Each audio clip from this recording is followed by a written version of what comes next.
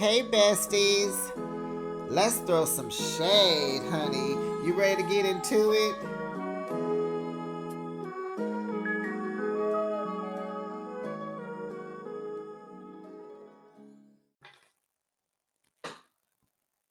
Now, Lisa, don't come for Coach. You eat fast food every day. You drink Diet Coke every day. You can carry a Coach. You carry a Wendy's bag. You carry an In and Out bag. You carry a Chick-fil-A bag. You carry a Burger King bag. You carry a McDonald's bag. You carry whoever else's bag. You can carry Coach. There is nothing wrong with Coach. It's not thousands of dollars. The Coach makes great quality handbags and accessories, honey. Oh, yes, honey. Don't come for Coach. And matter of fact, don't come for the airlines of Coach. You are short and tiny. If you don't sit your little butt on that seat and get home, a 67-minute flight, really? Child, please. Oh, and Sean, I'm so proud that you went to a different podcast. You didn't go to Jeff Lewis also like all the other girls. Hey, besties. Welcome back to Behind the Shade, and welcome if this is your first or second time. Let's throw some shade and get into another episode of The Real Housewives of Salt Lake City, Season 5, Episode 9. Reverse is best served in Coach. Do we like the title of this episode? I do, but it's too long. Um, but I like it because the whole show I was wondering when is this title gonna kick in? And baby, it kicked in right on time at the end. Okay. OMG.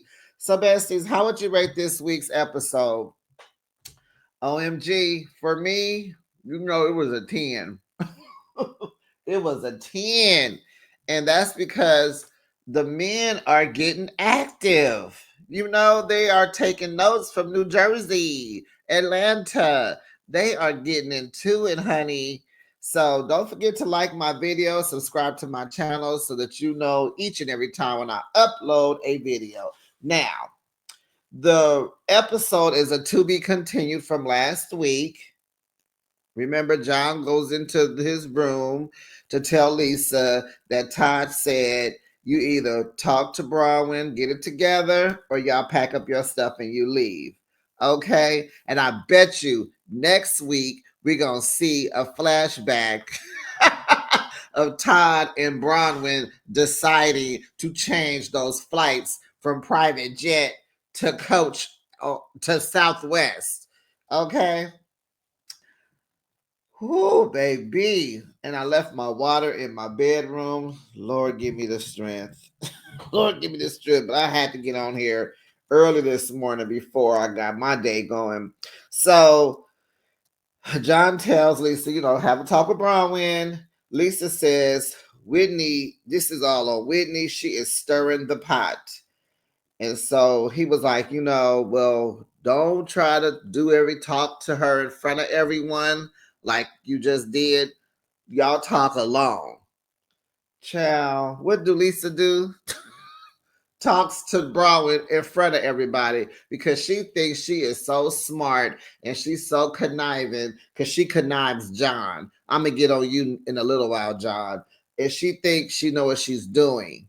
But Lisa is not equipped to have a discussion, number one, and she's not equipped to have one with Bronwyn. So Lisa says she wants to fix this so she can continue celebrating Bronwyn and Todd. Yeah, she keeps saying that, but I don't know. And I'm going to tell you what I may think has gotten into the equation that has not been addressed yet. So they all sit to have lunch because remember last week Todd was like, I'm hungry, let's eat. Okay. They done flew in. They ready to eat. They did a little volleyball and uh Angie out there playing in the water, and it's time to eat.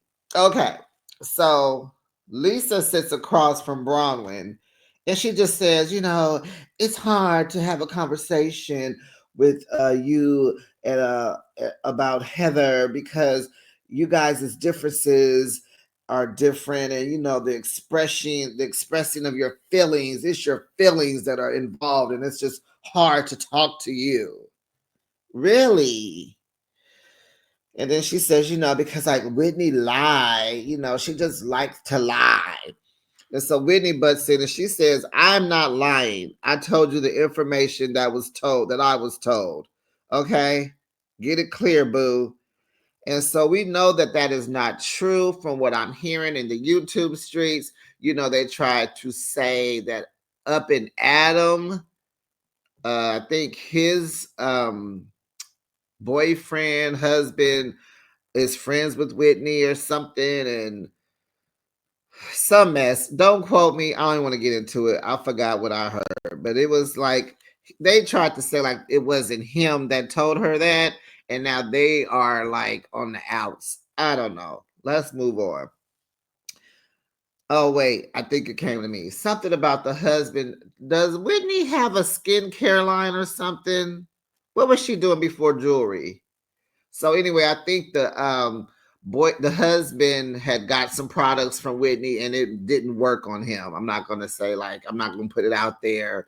It was a no for him, and then he just left it alone. I think there's some mess going on. You guys got to research and look into it and hear it yourself. But it's on Up and Adam. It's on one of his videos. So Lisa says, you didn't ask me. You accused me and you said you had proof, and I just asked you to show me the proof. And she's kind of right there, ghetto Lisa. She's right. Whitney, where's the proof? And so she says, I tried to tell you, and you just started crying and yelling, and you charged at my husband. And so Lisa's like, well, your husband can handle himself. And my husband would never talk to a woman the way your husband talked to me. So Brahman in her confession was like, I thought Lisa was getting ready to apologize to me, but no. She was, she's re-arguing. Yes, that's the word, re-arguing.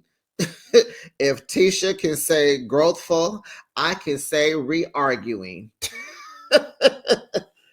So she's over there arguing again with the Roses. She's arguing with Whitney and Justin because Justin got something to say about what you're saying.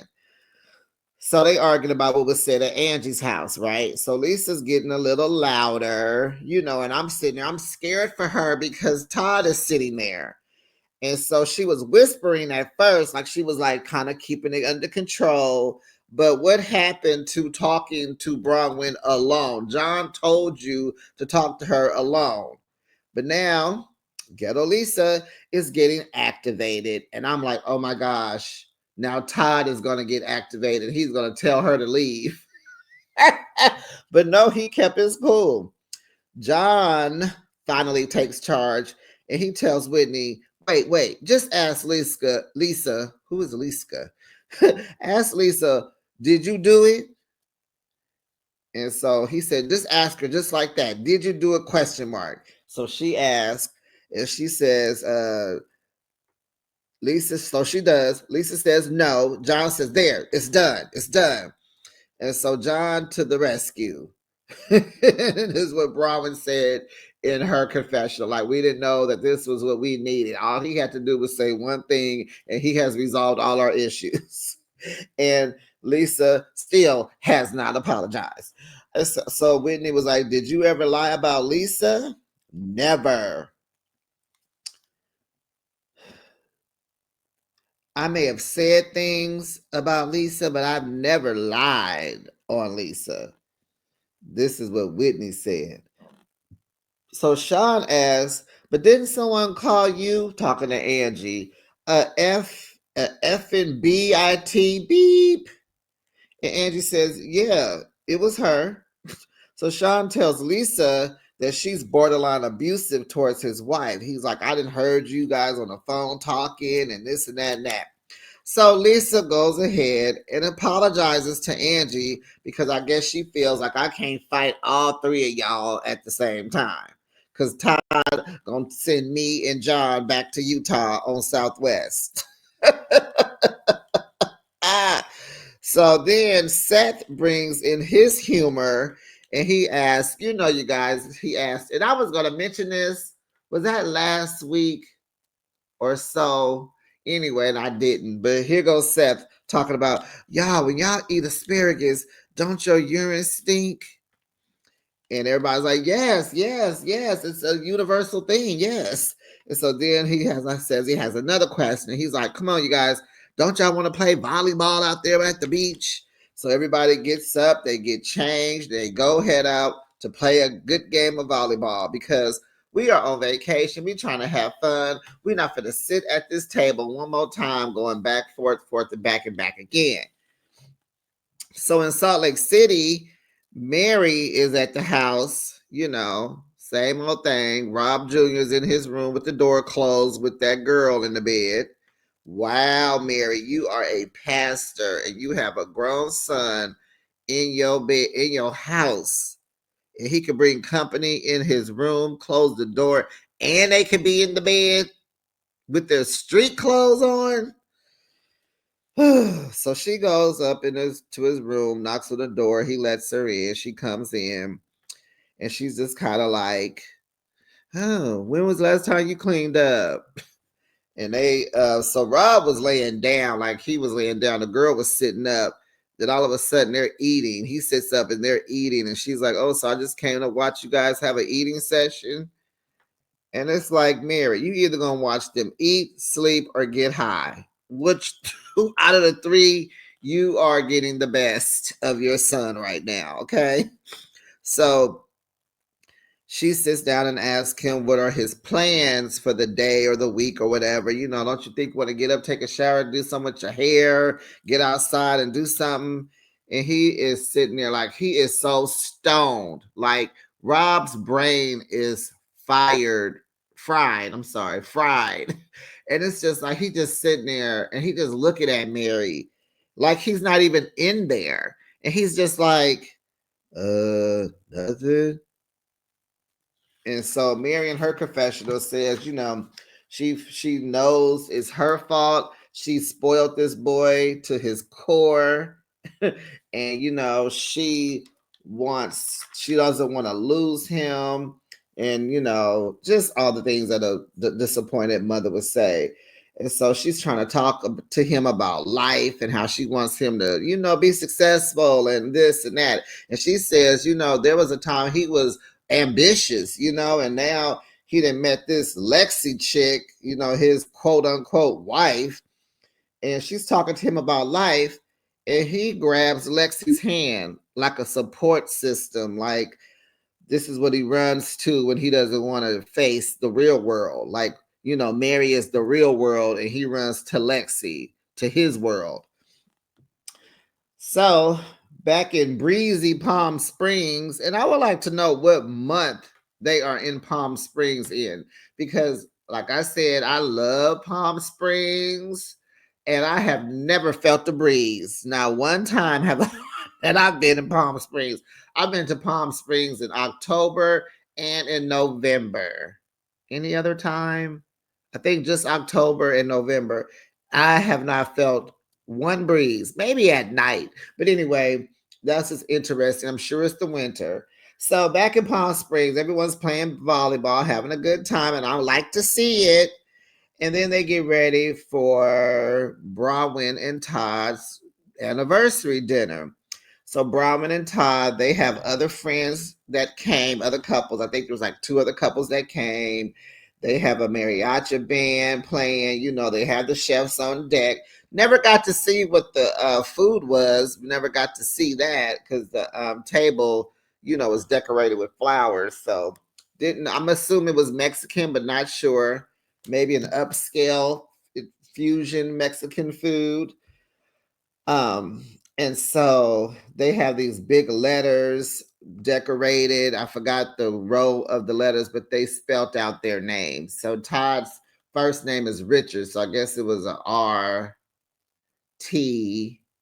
and then it was Browen. B, her middle name is Allison, and then the last name was Newport, but they messed up on the Newport because they had an extra N on the word Newport. So it was their names, and that was cute.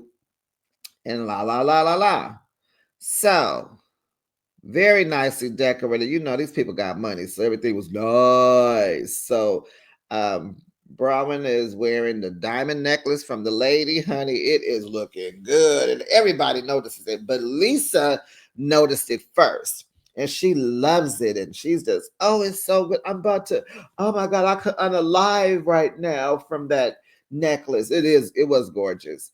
So Brahman is in her confessionals, she wishes for an apology, you know, and just wonders if Lisa just sees her as a surface level friend. And I think so. I think so, Brahman. Like, you got to take it for what it is. Your relationship has changed. We don't know, us, the viewers, we don't know how deep you guys, how close you guys were, but yeah, things have changed. So Whitney and Angie have a key because Seth is wearing a Meredith Marks hat. And they're like, oh gosh. And there's that between Whitney and Meredith, right? So at the table, everyone is seated. Child, I guess the couples, they had to eat inside or they had to leave. I don't know. We didn't see them no more. Wait. Oh, I meant to put this in with the beginning when I was talking about Lisa and his coach thing. So I heard Todd tell one of his homies that Lisa owns a mediocre tequila company. And so I wanted to put that in with the coach thing at the beginning. Like, you can get on a coach plane because from what I'm hearing, your tequila brand is real subpar, sweetheart. So get your little skinny, short self on that Southwest plane and go home to Henry. It's 67 minutes. So I heard him telling his friend that, it was like, ooh, Todd is getting information, honey. He's about to clock in. He clocking in. Just when y'all thought he wasn't fit for reality TV, honey, he's coming. He's coming. He's coming out of his shell. I don't know what sign he is, but he's coming out of his shell. So at the table, everyone is seated, and Justin compliments Bronwyn about her necklace. He was like, yeah, that's nice. That's nice. He couldn't even deny it. And so Angie says she's gonna Bronwyn's gonna have to do plenty of BJs for it. And so Bronwyn says, oh, it's lucky that Todd travels a lot. So that was a cute little kiki. So Bronwyn expresses her love for Todd. You know how it's the anniversary dinner, so they got to do that, right? So, she's like, this is strictly because of his black card. And he pulls it out. So he's in on the key, you know. And so, too bad Heather wasn't there because, honey, I would have loved to have heard her confessional. And I wish somebody would have had one like maybe Lisa or maybe Meredith. But no, we needed Heather there for that. So, no, but really, she loves him. She says she's a better person because of him. They have lots of fun. And just like with everyone else, at the table, they have good days and they have bad days. So I guess she's talking to Lisa. And hopefully, there's going to be a good story at the end. And then they cheers to a good story. Okay. Then Angie brings out a newlywed game, child, or as production calls it, maybe it said the not so newlywed game because they're not newlyweds. So they're asking questions. Of course, they're all cute and funny at first. You know how all these games start with the Housewives. They start off all kiki, ha ha ha ha, ha. Then it go left. So Meredith and Seth, all their answers, they don't even they're all wrong, I'll say. They don't have the same answer. That's how you win the game. You can't look at your husband or wife's answers and they got to be the same answers. So they get nothing right. Everything is bop, bop. And someone said, "Oh, you guys are headed to divorce." And it's like they didn't even laugh at that. Neither one of them laughed. And now, yeah, they might be because she mad at him right now because he's leaving. So then here comes the question, the messy question. Who is your wife's least favorite person at this table? And it's like, Angie, really? But okay, let's get into it. Lisa goes first. She writes down Whitney. John is like, ha ha ha, I didn't have enough time to write anything down. Do you not know how to spell Whitney? That's what it was given. I don't know how to spell Whitney. I only know how to spell Lisa. So Angie writes Meredith, but she hopes that they can get back on good terms. Bronwyn, of course, hers was Lisa. And Lisa was down there, mouth open. She was just like shocked. And it's like, what are you shocked about? Y'all haven't even talked yet. And then, Sean, he wrote down Meredith too, but he just said Mar. So, of course, Meredith had to run with that because, she already don't like him because of what she thought she heard him say. And so she was like, at least, you can need to, it's Mer. Like, learn how to spell my name if you're going to talk about me. So Whitney says Meredith, and Justin's sign says Lisa. Heck a big. He couldn't have wrote it no bigger. He used the whole board for the 4 letters. So Brahman says, okay, you guys, no more games. Let's stop because Todd getting ready to put everybody out on the Southwest plane, okay? And I'm not bagging on Southwest because I love Southwest. Okay, I just got back from Vegas and I was all on the west of South. Okay, love Southwest. Whitney asked Lisa, does she feel like Justin owes her an apology? Still. And of course, Lisa says yes. And so she was like, have you ever been that aggressive towards him though? And so Lisa's like, well, I was frustrated because what you're saying is a lie. So Brahman in her confessionals, she says, so she is so over this Alibaba rumor that she's willing to say it was her that started the darn rumor. She just want to get an apology from Lisa, and now Whitney is on her case. And it's like she's like, no, no, no. I want to be on her case. So I started it. Let's move forward. Everybody is sick of hearing about Alibaba and Prism. So Justin explains to Lisa why he came at her the way he did. Yeah, because Boo, you came at me. He said he did kind of come at her a little stronger than he would have liked. So he apologized for that. And honey, best believe Lisa, child, she apologizes to Justin for putting him in that position. And I was like, very good, Lisa. Very good. So Whitney thanked her for apologizing to him. She was like, thank you for that, because that's what she wanted. They both did. And says that because they have never brought the husbands into their mess. And, it's like we usually handle our stuff. And, this has just got out of control. So pretty much, boo, don't do that again. So Whitney in her confessional, she's like, she knows Lisa will never admit to the rumors, but since she apologized to Justin, she wants to put a pin in it, okay? So then Meredith turns to Sean, and I like turning to him because he's sitting across from her, seems like. So she's once she brings up the previous conversation that they had at Angie's about him using her son, blah, blah, blah. And then she tells him that he didn't apologize to her that night. Well, yeah, because he said he meant what he said, right? So what are you seeking for an apology for? I thought you said you was done with it, but here we are. So he said his pet peeve is he thought they walked away from that conversation at Angie's, well, at his house, right? And he thought they were good. And now he finds out that they're not, you know. So Meredith says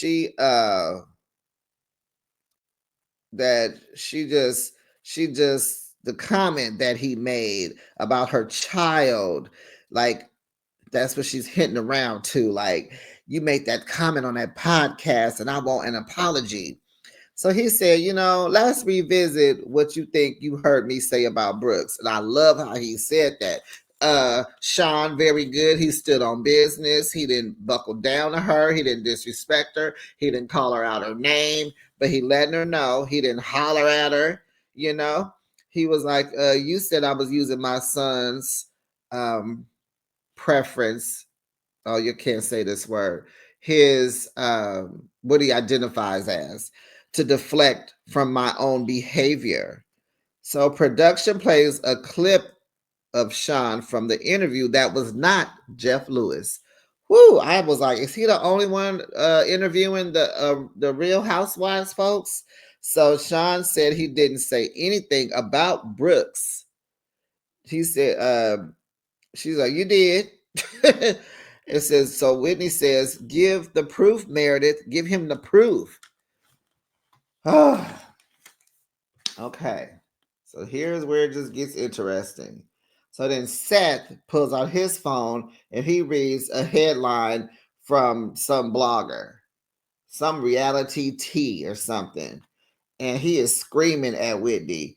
And no, after he reads the headline, then he screams at Whitney and goes, proof, beyond beep. And it's like, what? Where did that come from? First of all, sir, we don't scream at women at the table, at dinner, at an anniversary dinner. We're not screaming at women who's sitting down with their husband and you with your wife with all these couples. Why are you calling Whitney out of her name in a urban term?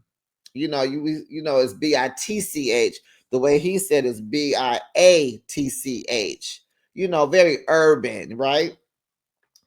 And it even threw me aback. I was like, oh, and so Whitney is like shocked, and I am so surprised. It's like, Justin, you get activated for the girls. Did he have to jump in your face for you to get activated? That wasn't enough for you? Justin just sitting there looking. I'm like, hello, your turn. We'll worry about everything else later. We'll worry about the ramifications later. If it's late, you ain't getting no flight out till the morning because Southwest don't fly all night long. So you're safe. Justin, you need to plunge across that table and get all up on Seth, honey. So Whitney asked, did you just call me a BI? And so he and Meredith were like, yeah, because you're lying. Show me your proof. And she said in her confessionals that she is trying to hold on to her positive energy. She is trying her best not to come across that table and beat the mess out of Seth for calling her out her name. And you need to clump over there at Justin too, because his butt, it didn't make a move. It didn't say nothing either. They should have went back and forth and back again. So Angie in her confessional says, reading that stupid headline from a random blogger is clickbait. That is not proof, and we ain't going for it. Try again. And so this man just called your wife a Bia, and you just sitting there drinking red wine. Maybe production told Justin not to do nothing, because why wasn't he just any drinking? Why didn't he do something? So anyway, Sean said, Meredith, you should listen to the whole podcast. He said, you utilize the LGBTQ community for leverage as a middle ground for all that bull that happened last year, is what he said. He said he never said anything about Brooks personally. He said, you're victimizing yourself again. And he said, I cannot give you an apology because I stand on what I say, and I will stand on it double, triple, quadruple times. That's what Sean said. So read the girls, Sean, read the girl. So Meredith said, well, it was a strange response and it upset me. And he said he ain't apologizing. And Meredith says she moving on. Exactly. Because he ain't apologizing. Now. Huh.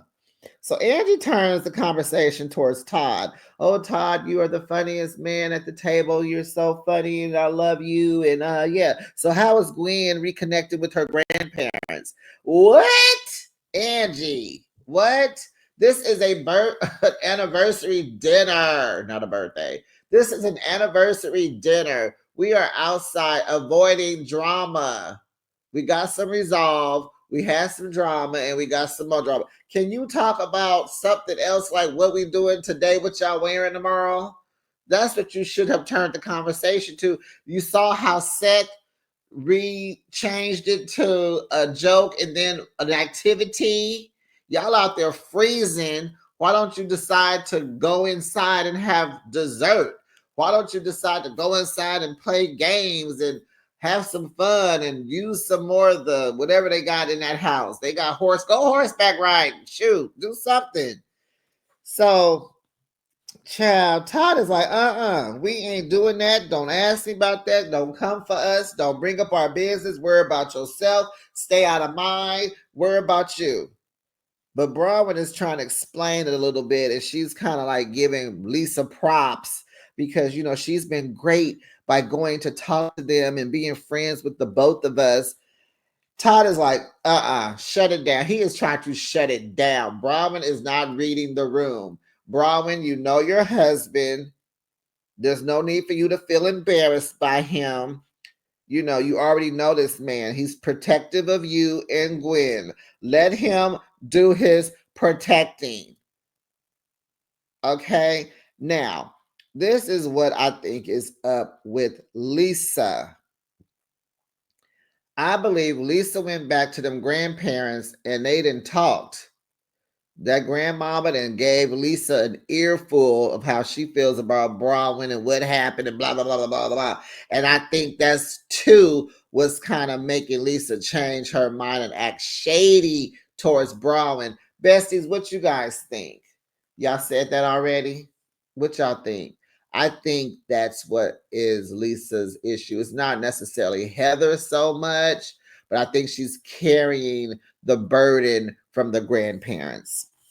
So Todd, back to this, Todd simply did not want none of that coming up. Why are you bringing up my business? Not here, not at my dinner table, not at my anniversary party, not ever. Don't you ever. We don't discuss them people. We're done.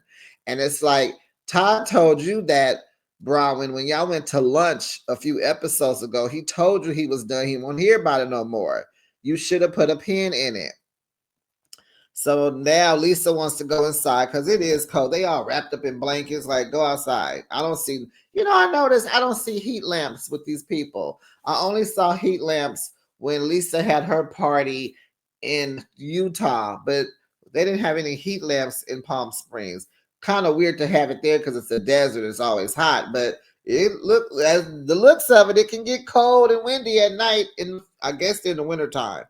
So child, the next morning, well, Whitney gives us a synopsis of what happened after dinner. They had a good time, child. They was outside. They had a light show. You know, the two hearts were in the sky and they were moving. So pretty and romantic. So they had a light show. They went inside. They had more drinks. Angie ran around with the the pool toys around her dress, drunk. They most of the men and Meredith were shooting pool, and then the ladies got into the hot tub. So Whitney said they had a good time. It was fun. They had a great time, and it looked like fun. So the next day is the Indy car race, and child, we have been stuck at these with these arguments, these back and forths. I'm ready to go home. I didn't really realize all that was in one day. I'm tired. I know Todd tired because I'm tired. So it's the next day. We finally get out of day one. Goodness. So it's day two. It's time for the Indy 500 car race. So, Brahman and Todd are friends with some previous drivers, racers, I guess you call them, retired racers. They didn't gave them the hookup. They got the VVIIPP treatment. So they met the winner of last year's race. He's a young, handsome guy. They like, ooh, hi, hi. We find out he's married and has a son. And someone says, "Oh, poor Heather." They was gonna hook him up with Heather, child. They got to meet the techs. They saw the crew and how they get these cars ready. They went to the pit, whatever that means, and then they were on their way to the suite. So Brahman tries to pull Lisa to the side to have a talk. And they can't hear because the race has started, and all you hear is vroom, vroom, vroom, vroom, vroom. The cars are way too loud. How y'all gonna talk? Duh. Brahman, you knew better because this ain't your first rodeo. You've been here before. You know it's loud. So why did you think that was a good idea? But maybe production is pushing the narrative along, child. So they can we talk when we get home? Can we're gonna talk? You promise you're gonna carp. Why are you begging Lisa for some time? She's on your trip. She gonna do whatever you ask of her. So she's like, yeah, I'll give you a little 15 minutes of my time. Uh-huh. So yeah. So back at the house, Seth is telling his wife goodbye. He's headed back to Ohio. Child, him and Meredith in the room. They having two different conversations. She and there talking about, oh, this is a lot. I don't like it. And he like, can you fix my collar? Yeah, I gotta go to Columbus. I gotta fly into Minneapolis. I gotta do this. So I holler at you, girl. Well, I don't like this one bit. Okay, I'll holler, let you know when I make it. But what he did do, he compromised with Meredith. She says she appreciated it, but she ain't acting like it. He stayed a little longer. So I think he was trying to leave before the Indy race and he decided to go to that. But I think he probably wanted to go to that for himself. But nonetheless, he worked it out and he left later. And so she felt like, okay, well, he's just leaving a few hours before me because they left that day. Yeah, this was a real weekend trip. Yes, this was a very like a real weekend trip. Like they left early Saturday morning and they are headed out Sunday. So why did they have all that luggage? They got suitcases, tote bags, duffel bags. Why do they have garment bags? Like, why do they have all those shoes and child? So Meredith still ain't happy. So, ugh. Bronwyn and Lisa finally talk. Bronwyn feels like things are changing between them. Lisa says she had all Lisa keeps saying is, I had a conversation with Heather because she was upset. And it's like, can you say something else? We know that already. Go deeper into the conversation. Go deeper. And that's what we're saying. This girl is so surface level now. She is holding a bone from them grandparents, I think. That's what I really, really, really think. So, and I also think Lisa is not equipped to even have a conversation with Bronwyn. Bronwyn is a top tier communicator. Okay. Bronwyn is talking is her love language. She got to be clear. She just wants everything is black and white with Bronwyn, right? And everything is colorful with Lisa. And Lisa's just not equipped. She's not mature enough. She eats too much fast food.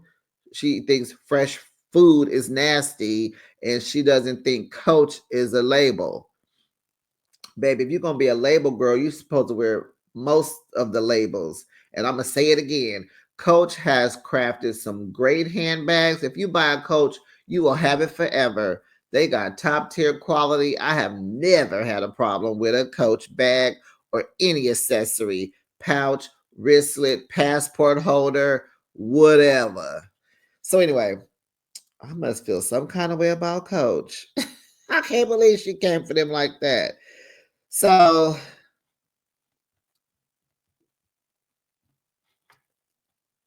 So Bronwyn tells her, after me and Heather talked, I cried after she left.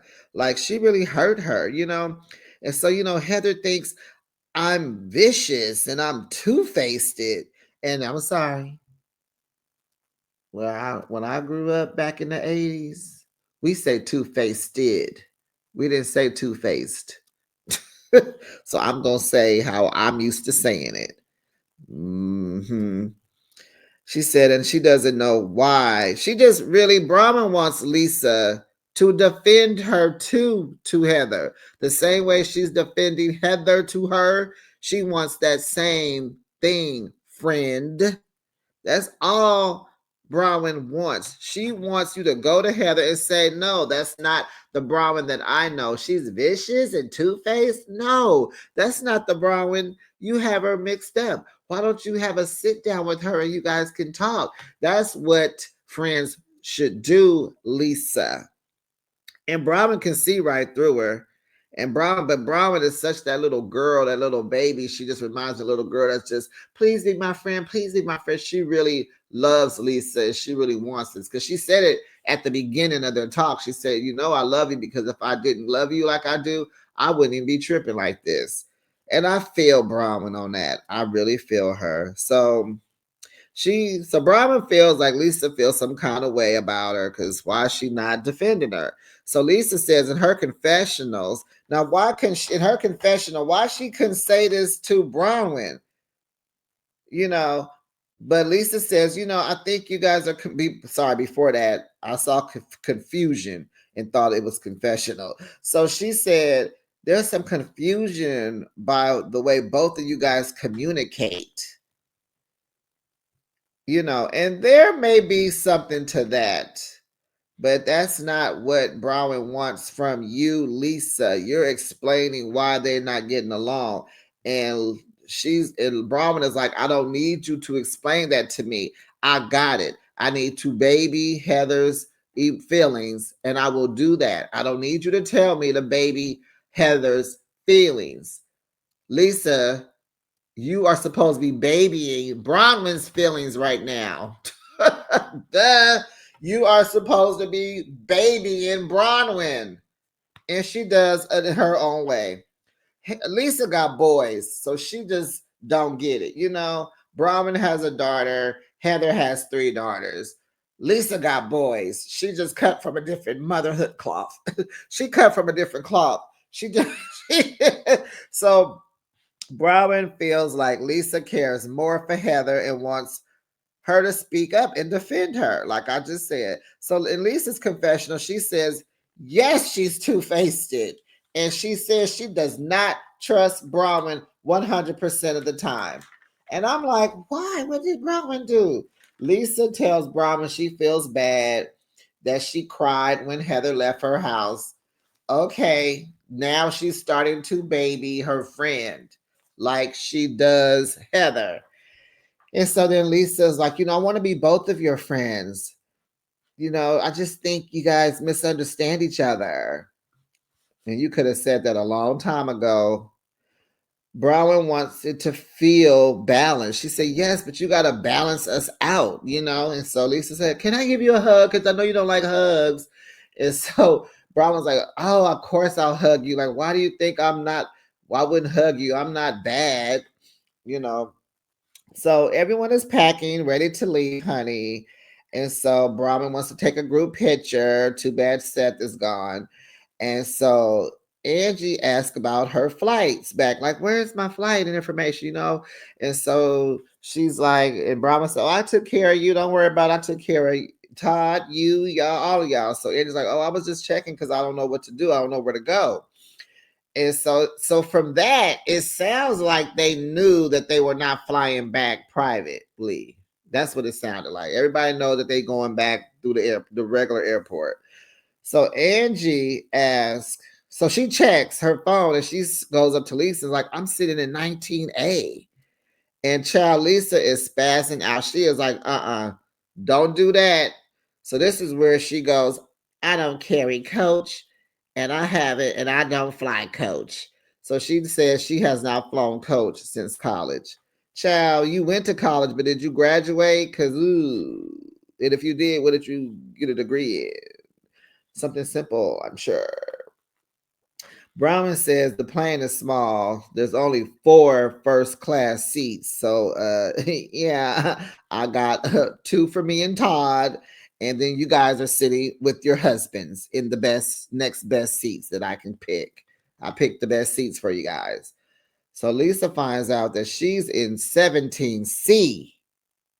And so she talks to John in the kitchen. She's just fast now. Oh my gosh, she wants to change the flight. She want to hurry to get to the airport. She has to sit in first class or she can't go. Um, John is trying to make it happen. Okay, comfort level is occupied. This is sold out. Economy is sold out. Business class is sold out. First class is sold out. And so, honey, Lisa is willing to get to Utah later to get on first class. She is willing. She says, ain't nothing wrong with Henry. He don't have no issues right now. He can, like, he's fine. We can she's willing to fly into LA to get a first class because Palm Springs Airport, let me explain Palm Springs Airport, okay? If you do not fly private, right? There ain't but 2 airlines. It's a very small and quaint airport. They only have Southwest and JetBlue. That's it. It's a very quaint airport. It's what Burbank is small too. Long Beach is small too. So these airports, you actually walk to the back of the plane and you walk off. You walk 2 steps, you are at the baggage claim. You walk 2 more steps, you are at the front of the airport. Very small, okay? So, all the upgraded seats are sold out. Brahman is like, you'll be okay. The flight is only 67 minutes. Like, come on now. She said, Brahman is like, in her confessional, she's like, I flew them on a private jet. I got everyone gifts. Y'all had the VIP treatment. You had chefs. You had the pool. You had this. You had this big old beautiful rental. You know, you did the Indy 500 race. It's like, this is it. Suck it up, Buttercup. And I said, Chad, you know, after Todd told, and I said it at the beginning of the show, this video, you know, Todd told Brown when to change them flights. They probably were, I guess they, just Angie's response says that they knew that they were not flying private jet back privately back home. Because she said, oh, I just don't know where to go. Like, what are we doing? Like, what's the itinerary to get home? So it seems like she knew that she wasn't flying privately. And I just said, oh, I don't know. Maybe these were pre-planned and I just want some mess. So we gonna see next week if they change them seats. That's all I'm saying. I know there were only 4 you know, for well, this is what I want. This is how the scenario, this is what I want. I wanted them to think that they were flying back private jet. I want no. I want the plan to be that they were flying back home on a private jet because it just makes sense that you would go the way you came, right? And I want it to be like Todd told Brown, cancel that private jet, call Southwest or JetBlue and book a regular flight, but make sure we get first. Well, he didn't have to say that because that probably is already automatic that they gonna get first class. I want that to be what happened. I want Todd to have told her to change the flight because then it makes sense with the title. Reverse. Okay, reverse is best served in coach. And I like the title. They could have worded it differently, but the whole point was taken, and I'm here for it. Okay, besties, that was the end of the episode. Let me know what you thought about this week's episode. What did you grade it? It's a 10 for me because we got different dramas. We got some got resolved, some didn't, and that's fine. The men got active. Todd didn't kick nobody, make nobody go home. They went to the Indy race. They had a good celebration. It was a good trip, but it was a lot just for being gone for a whole weekend. Like, you know, normally weekend trips are like from Friday to Monday, right? But baby, honey, they got out there first thing Saturday morning, and honey, they was going back home Sunday, I guess evening. All right, besties, that was the end of the episode. Let me know what you think down in the comments, and I'll comment back, and I'll see you on the next video. Bye, besties.